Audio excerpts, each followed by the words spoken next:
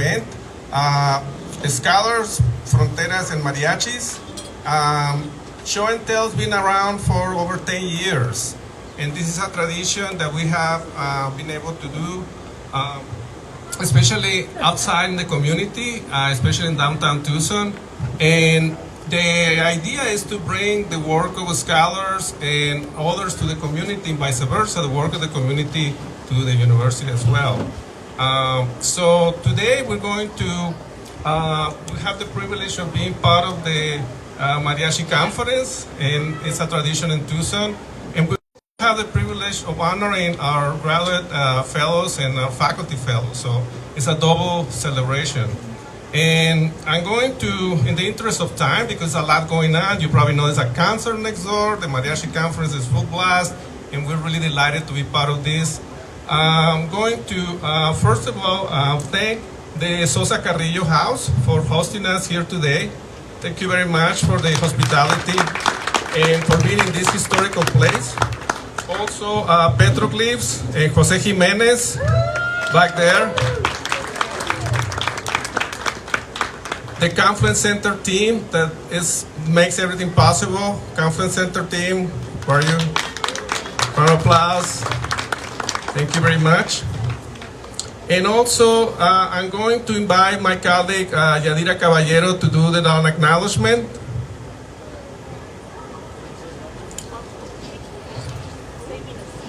Por favor, Yadira.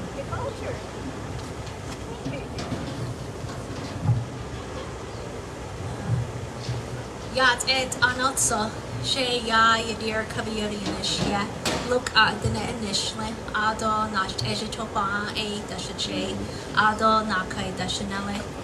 But that's it, de nasha, ado Tucson de canched it. I got ego the nest and inishli. A call yat e means hello in my Dinet language, and I just shared with you all in my Dinet language where I come from. And it's a way for me to establish, as many of you in here, since a lot of you I've never met and always been told by elders to always introduce yourself and be proud of where you come from. And since our which is kinship, is really what is rooted in the land, and it really comes from who we are, our identity. And so this is where I would like to transition to say, you know, Arizona is home to 22 federally recognized tribes in Arizona, and here where we're located now, we're in the homelands of our neighboring relatives of the Pasquayaqui tribe and the Tohono O'odham Nation. They have been the cares of keeping, you know, the land going. They care for the land, they care for a lot of the living beings here, animals, waters, and mountains.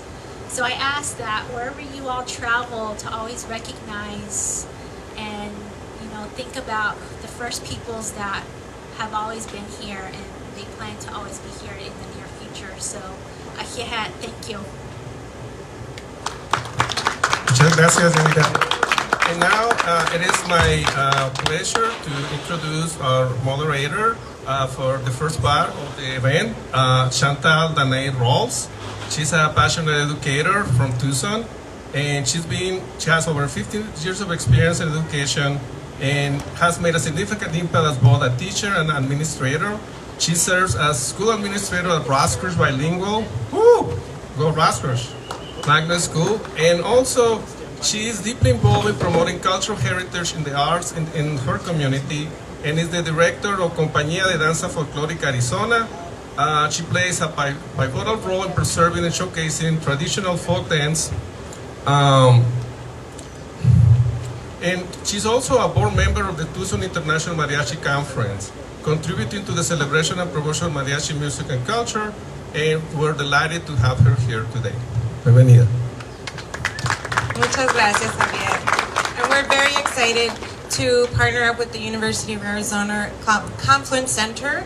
I think it's a great opportunity for all of us to continue building on this community. So thank you so much for having us. It is with great pleasure to introduce our first speaker, Dr. Adolfo Estrada. Adolfo Estrada is the University of New Mexico's Inclusive Excellence Post-Doctoral and Visiting Scholars Program Post-Doctoral Fellow in the Department of Music. His research focuses on historical and contemporary mariachi performance practice. Adolfo has presented his original research at multiple national conferences, including the Society for Ethnomusicology and the Society for American Musicology and the American Musicological Society. Most recently, he served as a model for the 2022 USPS Mariachi Forever Stramp Series. He also serves as an adjudicator and clinician for mariachi festivals and competitions throughout California, Arizona, New Mexico, and Texas. He holds a BA in Mexican American Studies with a minor in music from the University of Texas Pan American and a master's in music and ethnomusicology from the University of Texas Rio Grande Valley, where he was also a member of UTRGV's Premier Mariachi Atlan. He earned his Ph.D. in Fine Arts in Musicology from Texas Tech University in 2022, and we are very happy to have him here today. So please welcome Dr. Adolfo Estrada.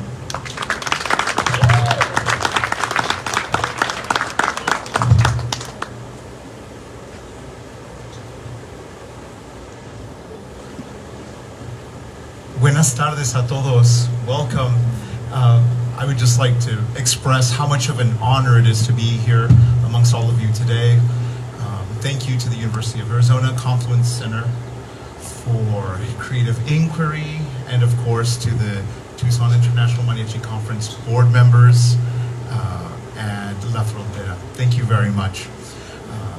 Really significant that we're in the footprint here of the longest running, uninterrupted mariachi festival in the world, not just the United States. We'll get in a little bit more into the history of this as we go along, but it's a topic that's very near and dear to my heart, and it's what I took as the object of study for my dissertation.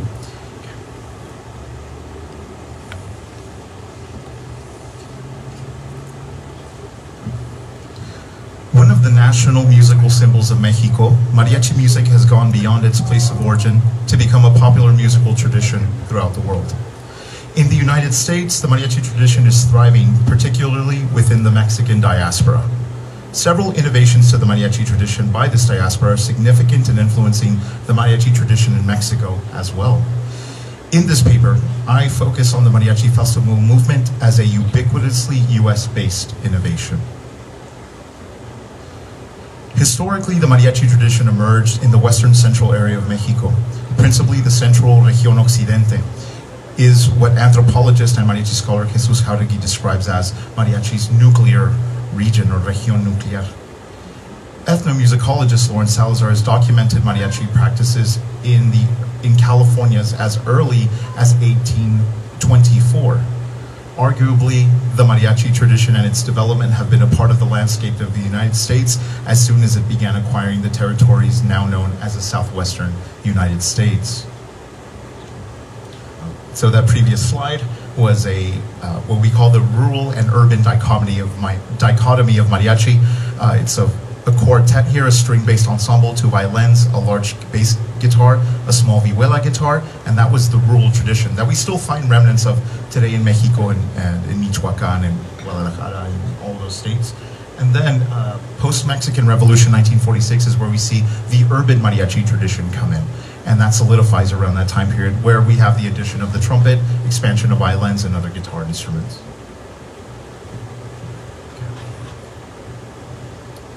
Today, mariachi festivals are organized and mariachi music is taught in schools across the southwestern United States. I participated in my first mariachi festival in 1999 as a student, and I've come to fill many roles within these organizations across the last 25 years. As the Latino population continues to grow in the United States, mariachi programs, especially in large diaspora communities, will become even more important. Mariachi festivals serve many purposes and functions within the communities which organize them. In that, they create as what is known as liminal spaces, places outside of the participants' habitus. The festivals function to serve the students, directors, and parents leave their everyday surroundings and focus on intense learning and community building while being bestowed with special knowledge. So this is a slide showing all the different capacities. So at the center of this concentric circle, I'm a student, and then I became a volunteer, and then a performer, clinician, and now as a presenter, kind of everything encompassing that central role as first attending as a student. To better understand mariachi festivals, I turn to the work of Victor Turner. Victor Turner was a cultural anthropologist whose works departed from his contemporaries' training within the social structuralist schools of British anthropology in the mid-20th century. One of Victor Turner's enduring contributions to the social sciences is his elaboration of French ethnographer Arnold van Gennep's 1909 tripartite conceptualization of ritual in his seminal work, The Rites of Passage. Gennep labeled rites of passage in three parts: preliminary, liminary, and post-liminary, or more contemporarily, separation, transition, and reincorporation. Of this, Belmont elucidates the life of the individual in society, whatever the type of society, consists in moving successively from one generation to another and from one occupation to another. Each of these transitions or passages is marked by ceremonies, and the aim of those ceremonies is to ensure that these transitions are made successfully. Of the many paths of understanding Turner's notions of communitas is one in which Turner conceptualizes communitas in a liminal and in-between space, ebbing between structure and anti-structure into a dialectical opposition. Structure and anti-structure are codependent on one another and defined in their mutual existence. The anti-structure is explicated as not in defiance of, but rather in absence of structure. In time, spontaneous communitas dissipates with either the reintegration of the individuals into their previous structured roles or the communitas itself becoming structured. Mariachi festivals within this framework act as a liminal space in which the pilgrimage away from normative experiences are surrendered to participate in the rituals that imbue varying degrees of specialized knowledge. So for me, I'm originally from San Antonio, and attending this festival in 1999, I was separated from my community. I was brought into this liminal space that lasted about a week with other compartmentalized liminal spaces within them. I'm imbued with this knowledge from these master practitioners from all across the world. And then I go back into my community, transformed and changed. So coincidentally, the first mariachi festival was in San Antonio. The origin of all mariachi festivals was organized in large part by Bel San Miguel. The convention center in downtown San Antonio, Texas, hosted the first mariachi festival in September of 1979. Bel San Miguel and Juan Ortiz are credited with initiating and seeing the concept of the mariachi festival to fruition. Ethnomusicologist Dan Sheehy writes that in 1966, Bel San Miguel, a public music educator, brought world music, particularly mariachi and other Spanglish language musics, into the public education curriculum of the San Antonio Independent School District elementary schools. Jonathan Clark, an independent scholar, has publicly stated in many presentations and conferences that the first mariachi conference in San Antonio was predominantly populated by community members, aficionados, semi-professionals, and community groups. This contrasts heavily with the present-day population serviced at mariachi festivals, mainly serving public education students. So K through 12 make over 90% of the population that's being taught music at these multi-day festivals. Structured after the Chicano Ballet Folklorico festivals, or ANGF in particular, ANGF, the San Antonio International Mariachi Conference and its components have crystallized into all preceding International Mariachi Festival formats. And its components. Out of this model, two prominent festivals have sprung forth from the San Antonio. This one, the Tucson International Mariachi Conference, and the Mariachi Spectacular de Albuquerque. The Tucson International Mariachi Conference began in 1983 in response to the San Antonio International Mariachi Conference. Quoting Ruben Moreno, Gregory S. Rodriguez notes, quote, "To Randy Carrillo, a prominent mariachi practitioner from Tucson, Arizona, the San Antonio competition was an eye-opener. Randy saw that the San Antonio conference, he saw it as kind of disorganized, a running it out of a shoebox operation. That's by Ruben Moreno's words, end quote. At one point during the competition, Carrillo turned to his confidant, Marty Lynch, and said, quote, "I think we could do a better job having the Mariachi Conference in Tucson than they do here," end quote. As Lynch notes, truthfully, that was the beginning of the Tucson Mariachi Conference. Yeah, and the second wave to spring up in the 90s. Through formal conversations with festival organizers, I can state that on average, the size of a regional conference at a smaller to mid-size mariachi festival can fluctuate between 250 and 400 student participants. Meanwhile, a longer established conference, such as the Albuquerque Mariachi Spectacular or the Tucson International Mariachi Conference, can see attendance numbers surpass 1,000 student participants. I believe this year we're close to 1,100 students. At present, the components that make up the Mariachi Festival movement are as follows. One, the primary goal is educational mariachi music workshops. 2, mariachi group category competitions. 3, premier mariachi concerts. 4, mariachi ensemble showcases. 5, lecture presentations. 6, a Misa Panamericana, or a Catholic celebrated Mass. And then 7, other auxiliary components. The last category has components that are not scheduled within the official planning of the festival or are not shared amongst all festival models. I have chosen, for this case study, we're going to talk a little bit about the jam sessions. So this is a slide with the Tucson International Mariachi Conference, founded in 1983. And we're not going to be able to see, but I hopefully will be able to hear Nati Cano talk about this festival. And this is from a PBS documentary, A Song of Six Families. And around Guadalajara. And that's where Natividad Cano, Nati Cano, was born.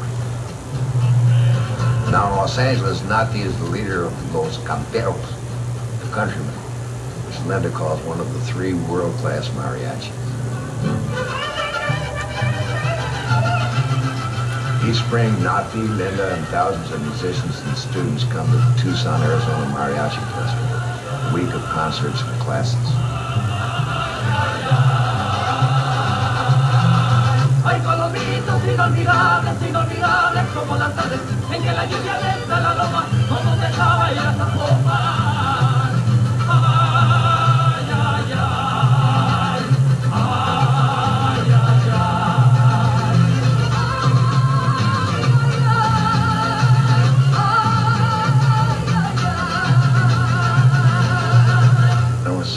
Following my father, that used to play in the mariachi, I started grabbing one of the guitars, one of the violas, and started trying to play when I was 4 years old, 5 years old. Then my father started teaching me, and that was the beginning.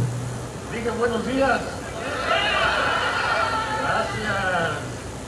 I'm proud to present to you Los Camperos.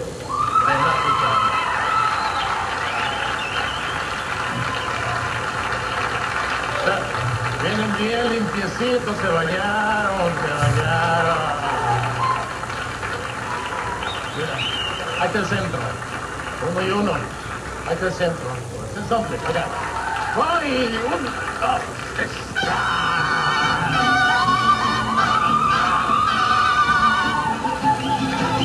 The issue was to find a better way of life. Remember that my father didn't make enough money working on the fields, to take care of us. Music was a way to improve.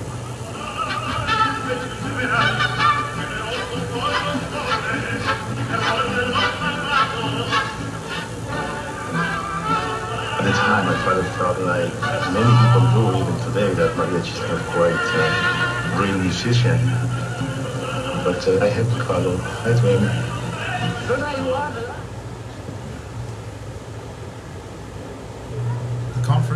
The festival model here has also served to create these cultural kind of markers that highlight Mexican and Mexican Americans in diaspora in a very positive light. One of them is that it's noted in the Tucson International Mariachi Conference archives that Linda Ronstadt's first public performance singing in Spanish was at the 1986 Mariachi Festival here. And within a year, she's recorded Canciones de Mi Padre, which is the largest selling Spanish album in the US. And just as of 2022, she was honored by Mayor Regina Romero, and the Tucson Music Hall has now been renamed Linda Ronstadt Music Hall. So it's definitely talking about markers of identity, and the festival serving many, many purposes, one of them being the positive reincorporation and reascription of an identity that is Latinx, Latino, Mexicano. I have a quote here from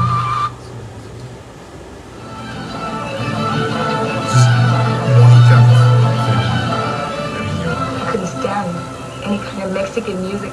My grandfather would play it, I'd say, Grandpa, turn it off, turn it off.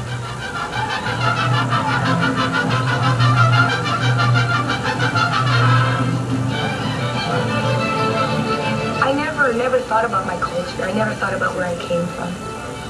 Like my school, nobody wanted to be Mexican. I remember that now because I didn't either. I thought Mexican. And I'm so proud now to know that my family came from Mexico.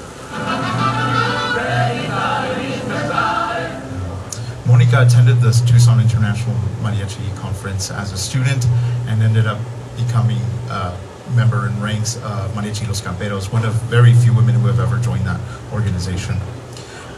So let's turn a little bit to the jam sessions to conclude. Jam sessions are also an important component of mariachi festivals, and I will discuss the sessions that take place at the Tucson International Mariachi Conference. These jam sessions are an extension of Noches Bohemias and Fandango-like events in which groups of friends gather to share music over an evening. The mariachi jam sessions are informal gatherings of all festival participants and non-participants to perform and listen to musical selections. Jam sessions can go into the early hours of the morning and allow for a breakdown of the hierarchical categories found within the instructional periods.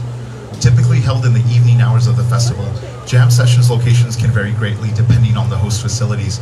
Hotel lobbies, ballrooms, hotel conference rooms, sections of convention centers, and even parking garages have been sites for these anti-structural jam sessions to occur. And this is a photo of the 2008 when I attended here. This is the Hotel Arizona, which is this building here that's no longer in use, and the complete lobby is just full of students and performers. This is post-concert 2008. The jam sessions highlight Turner's notion of liminality. During these events, the normal order is broken down and the lines between instructor and student break down into a communal expression for the performance of pieces within the mariachi's repertoire.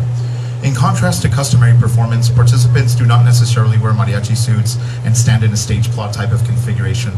The participants arrive with their instruments and begin to play selections, typically announced by the trumpets, as they are the most prominently heard within the instrumentation.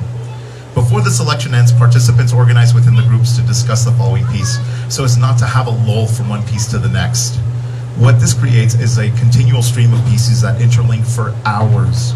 Throughout the jam session, participants drop in and out at will, and it is common for instruments to be lent out to one another. When instructors partake, they usually help guide the less experienced participants to navigate the more obscure selections of the repertoire. Students will not only be extremely sleepy during their scheduled instructional periods, but consistently remark on how a prominent mariachi instructor was performing right next to them, or they were able to say hello to someone they greatly admire. I have also heard students state that they look forward to the jam sessions because they feel that they learn the unspoken aspects of performance practice in these sessions. Less experienced students look forward to participating in jam sessions as they have the opportunity to learn in a less pressure-centered environment from more seasoned colleagues. This is also for students across all levels to socialize and get to know each other. Jam sessions include non-student participants as well. These participants are in no means passive observers. They cheer and interact with the jam session ensembles. In some cases, they join in singing and even begin to petition that certain selections be performed. More recently, parent chaperones have joined their ensembles as a preventative measure and to ensure the safety of minors. As knowledge of jam sessions gatherings have become visited by locals and concert attendees, mostly as a way to partake in free entertainment and out of some curiosity. So after the concert, they'll probably be gathered, don't quote me on this, but probably gathered somewhere near the DoubleTree, maybe the parking garage this year, and you'll just see this. And so if you see this mass of musicians playing, that's what you're experiencing, this liminal space that cannot continue on forever. And like Turner notes, it's the division between instructor and student completely break down.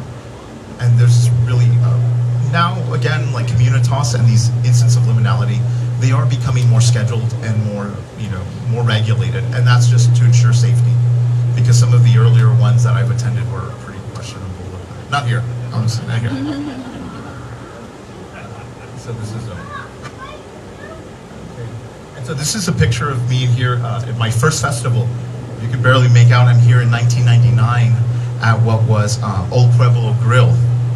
Old Pueblo Grill, and I'm standing next to some of my colleagues at Naticano. We're watching Los Camperos perform at a private performance. Very intimate gathering like what we have here today. And then later, that time was my first time on a big performing stage like that. So I'm here in the corner, and Maestro Jesus Guzman is directing, conducting, and it was over here where the hockey matches are held, I guess the theater. And so we had a square stage, and the stage would turn in a circular motion. We'd all get to see the audience, and for me that was life-changing. For a lot of my colleagues and people from my high school mariachi groups in Old District, it was their first time out of the city, out of state. For a lot of them, the first time on an airplane. So the conference and festival models hosting these events create these spaces for these students to come and interact and be motivated for this. And I'll end here with my final statements here. While the Tucson International Mariachi Conference attracts participants from all over the world, many of the students are from Arizona and California. In many ways, this festival has launched careers in mariachi in both performance and in academics. I grew up and was inspired by my positive experiences in this festival to pursue mariachi as both a performer and an academic. I am the first person to write a dissertation specifically about the mariachi festivals. For many of my peers and for current students, the Tucson International Mariachi Conference is a transformative experience that can have positive, life-changing attributes. It was through this conference that I had the opportunity to learn from and interact with the best mariachi musicians in the world, composers, arrangers, and luminaries in the field. It inspired me to progress, and I hope that I can inspire other students as well. Thank you.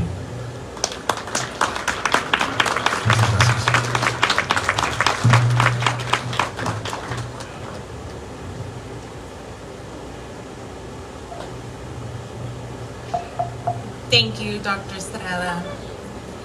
Next, we have a fellow Tucsonan. We are very excited to have him at the Tucson International Mariachi Conference. He will be our MC for tomorrow night's concert, so we hope you could join us. Richard Carranza is the Chief of Strategy and Global Department for IXL Learning and founder and CEO of Carranza Educational Consulting, LLC. Having most recently served as Chancellor of New York City Department of Education, the largest school system in the nation, where he was responsible for educating 1.1 million students in over 1,800 schools.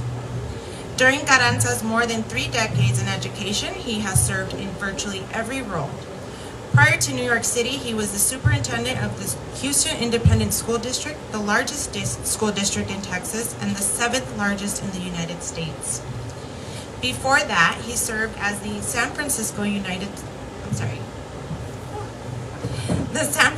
Unified School District, first as deputy superintendent and then as superintendent. Before moving to San Francisco, Carranza was the Northwest Region Superintendent for the Clark County School District in Las Vegas. He began his career as a high school bilingual social studies and music teacher, and then as a principal both in Tucson, Arizona and Las Vegas, Nevada. The son of a sheet metal worker and a hairdresser, Carranza credits his public school education for putting him on the path to college and a successful career. He believes that a great education not only changes lives, but also saves lives. Let's welcome Dr. Carranza. Thank you so much, Chantel. Thank you. It's a great honor to follow my hermano, my colega, Dr. Estrada, who is taking mariachi music to a whole other level. Not only academically, but in terms of performance. He is an arranger, he's a clinician, and he's a mariachi. And, you know, one of the things that I want to share with you is that, you know, I spoke to the students and I told them, when you're a mariachi, anywhere you go in the world, whether it's Tucson, Las Vegas, Houston, San Francisco, New York, if there's a mariachi, you've got a family. That's who we are. That's who we are. So, Adolfo, Dr. Estrada, thank you for your words, because you lead with the academics, and that's important with us. So, I want to share some, my parents would call it anécdotas, some stories. Why is it important that Tucson is the epicenter of mariachi music? 1983, Tucson, Arizona. Mariachi Vargas, Mariachi Cobre, Randy, Steve, all of the members of Mariachi Cobre were here in Tucson, and we had Lola Beltran. How many of you remember Lola Beltran? La Grande. And we had the Tucson Symphony. And every year when I was cutting my teeth as an educator, Sam, love you, brother. Every year people said, mariachis don't play in tune. Mariachis only play in bars for drunks. And here on the biggest stage in America was Mariachi Vargas, Mariachi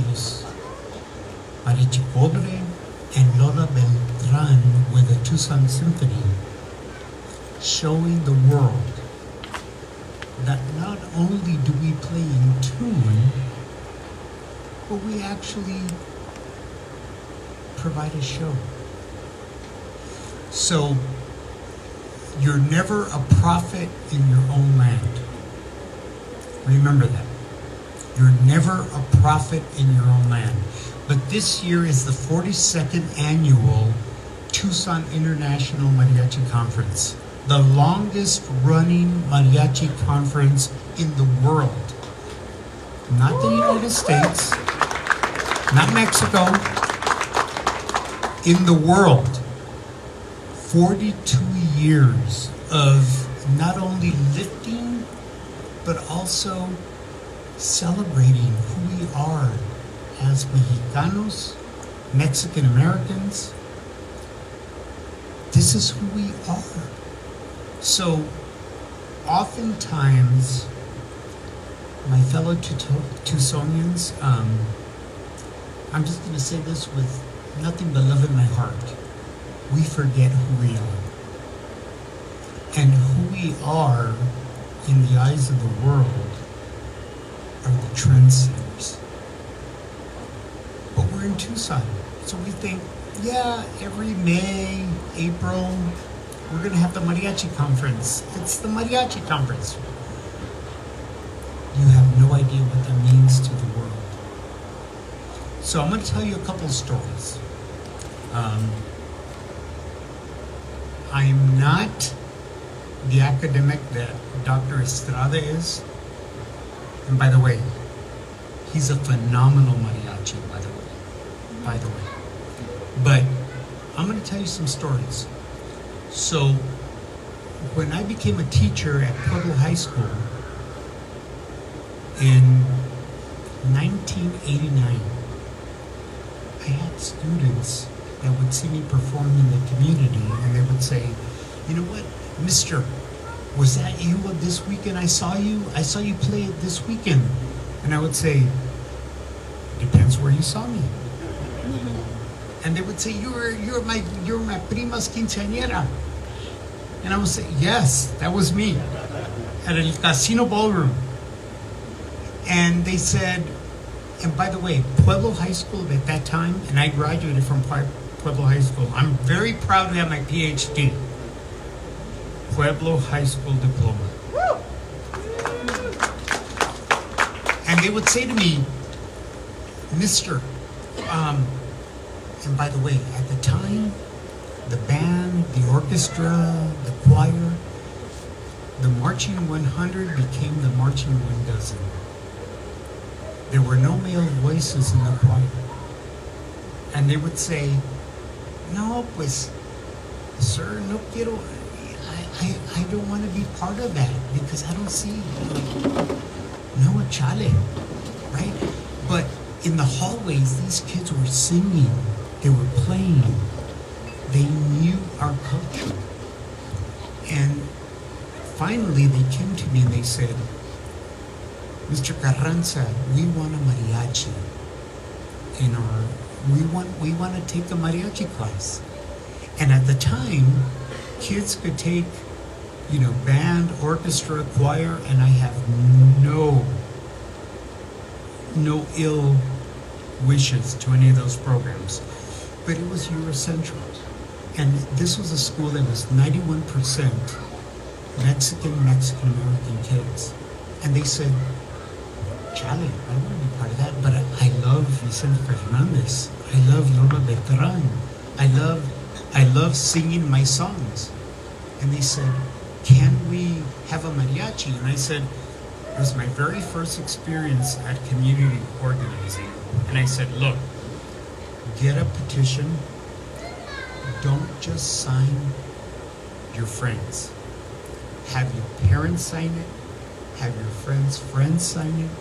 And if you can get me 200 signatures, I'll get you a meeting with the principal.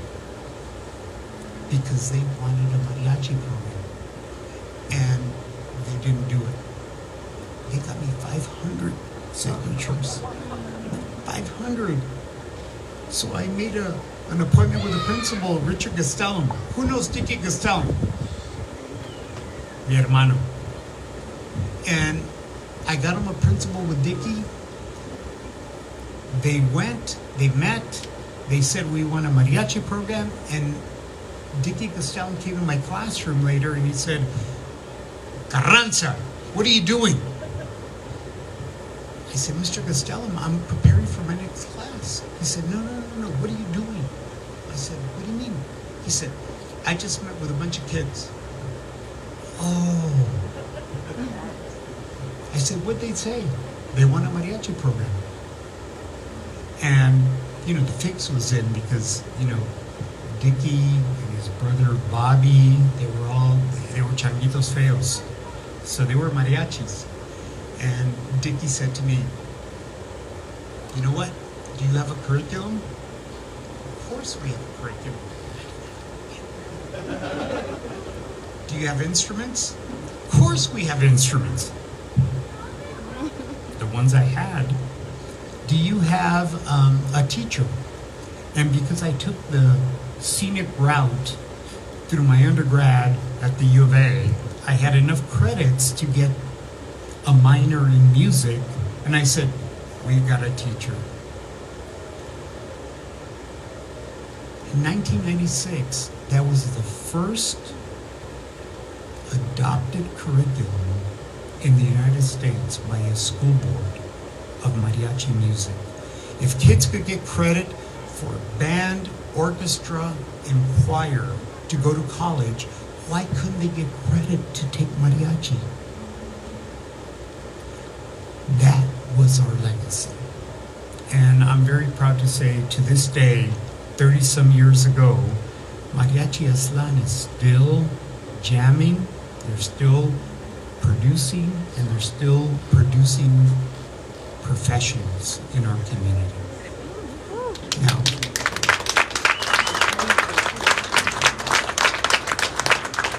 why do I tell you that story? It's because the history of education in America,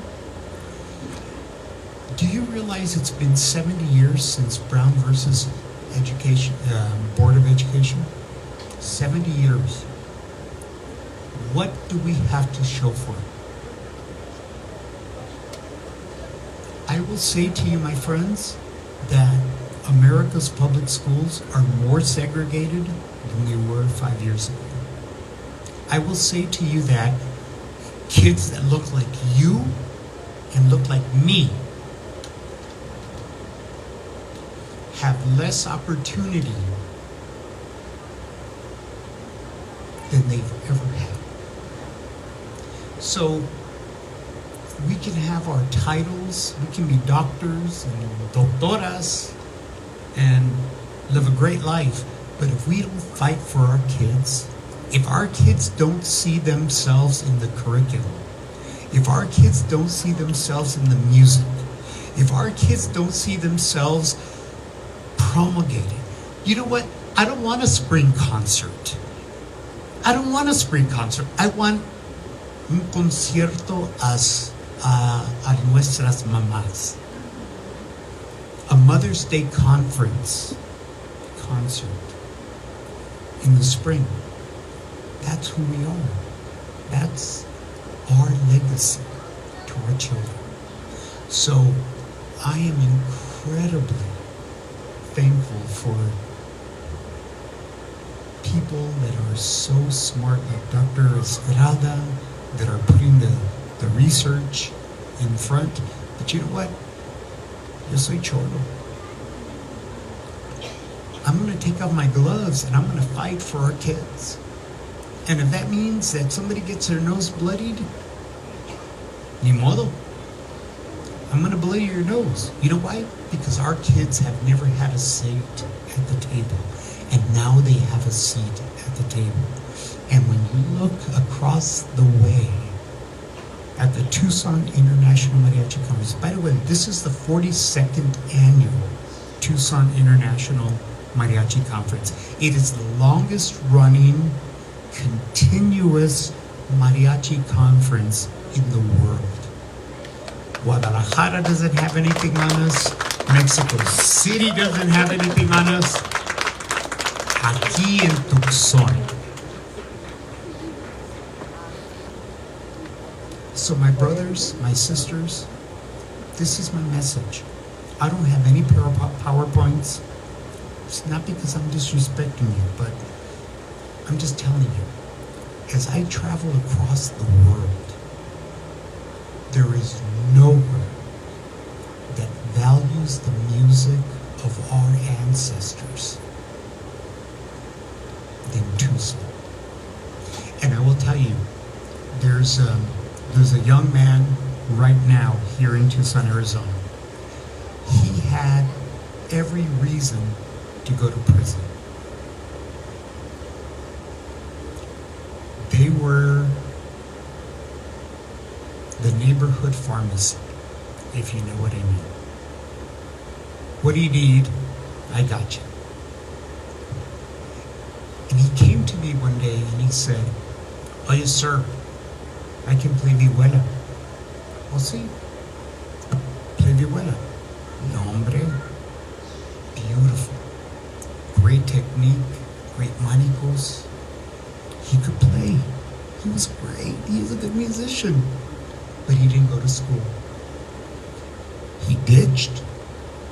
He had friends that were drug dealers. He cussed out teachers.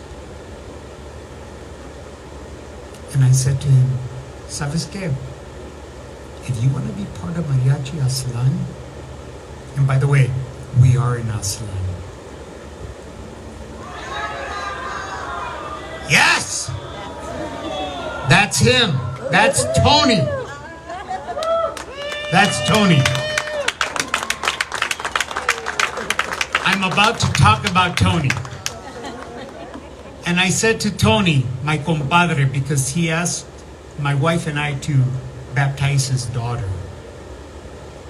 And it was the proudest moment in my life. Thank you, brother. Compadre. Compadre. But when Tony wanted to be part of Mariachi Aslan, he wanted to wear the traje. And you can't wear the traje if you're not going to represent who we are, the best of who we are. So I said to Tony, you gotta go to class. And he said, okay. I said, Tony, you gotta give up your friends. You gotta get new friends. And at the time, TUSD required a 2.5 GPA to play sports. I required my Mariachi Aslan kids to have a 3.0. ¿Sabes por qué? Because I didn't want them to be mariachis. I love mariachi. But I didn't want them to be mariachis. I wanted them to be productive citizens. So Tony said, I'll do it. And I said, you got 2 weeks. Every morning, you're going to come to my classroom. I'm going to give you a sheet of paper with 6 classes. Every one of your teachers has to sign your sheet, and you bring it to me at the end of the day. And if you miss one day, ni modo, you're done. Tough love. Tony came every single day with his signed sheet. He developed a whole new set of friends, and he dedicated himself to graduation. And you know what? Not only did he graduate, I'm sorry he left, but he's got his kids. Tony is now the director of mariachi programs in the Chicago Public Schools. He brought his kids this year to Tucson. He brought them this year to Tucson. So when we talk about the intellectual reasons why mariachi is important, that's really important. But I'm here to tell you that it's much more than the research. It's about, this is who we are. And I'll tell you one other thing. He's not here, so I'm going to tell the story.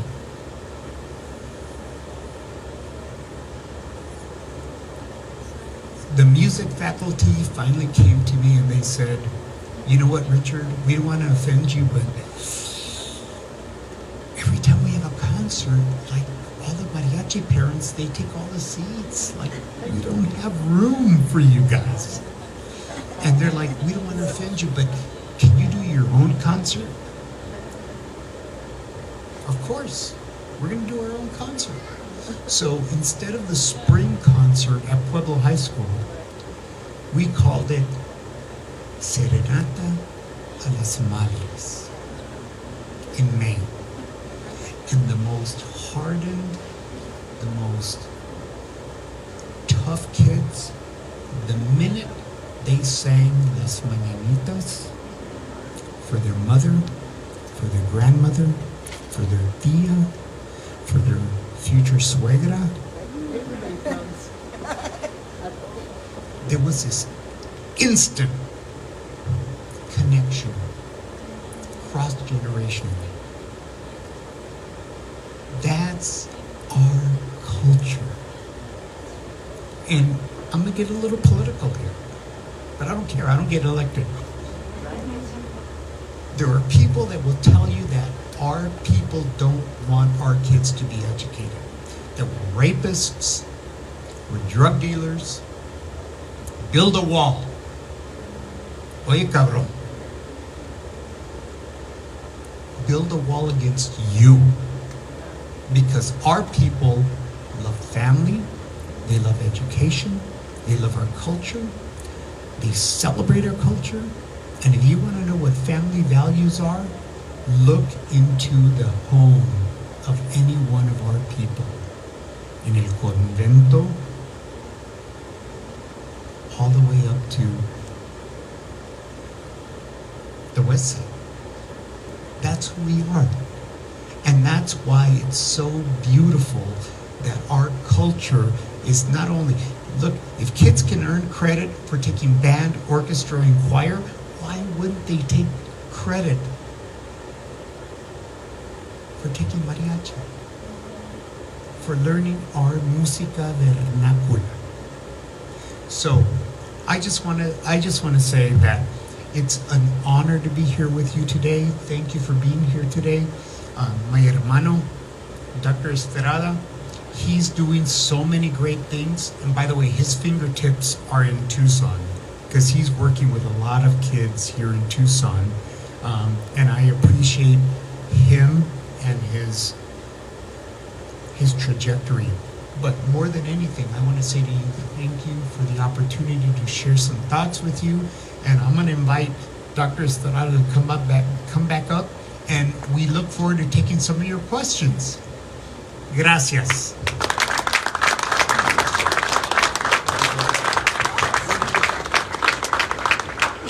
We have about 5 minutes for Q&A, so Anyone? only 5. Yeah. We'll relay.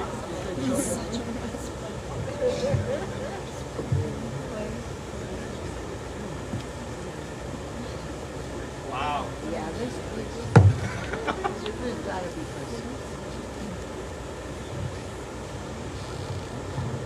Carranza, thank you and welcome back to Tucson.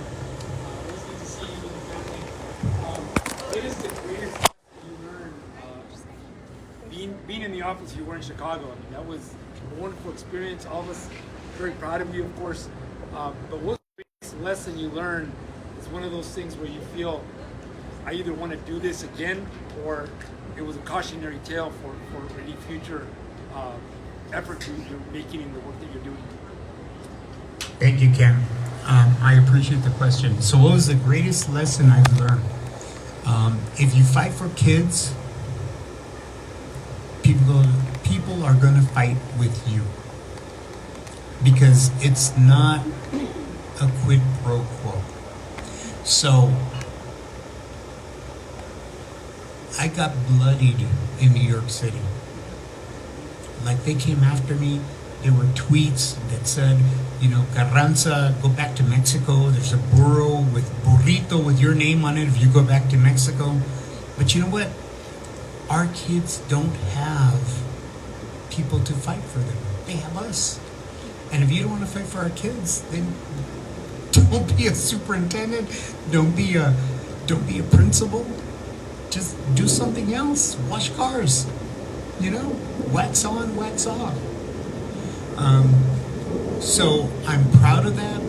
I'm not going to lie to you. It was tough because my mom and my dad didn't raise me that way. To be criticado, to be desrespetado. That's not how I live my life. But I will tell you that I would do it all over again and twice on Sunday, because our kids don't have anybody but us. And you know what?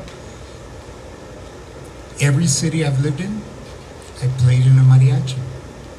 Like, you think there's a mafia? There's a mariachi mafia, brothers and sisters. I'm just telling you. So, thank you for that question. What do you say? I would say that one of the most important things that I've learned was because of individuals and people who are willing to give bloody noses and get bloody themselves for the sake of our communities, that I was afforded an opportunity that I never thought. So both my parents are here today, Adolfo and Maria all the way from San Antonio. They had no idea what I was getting myself into when I joined a mariachi my last year of high school.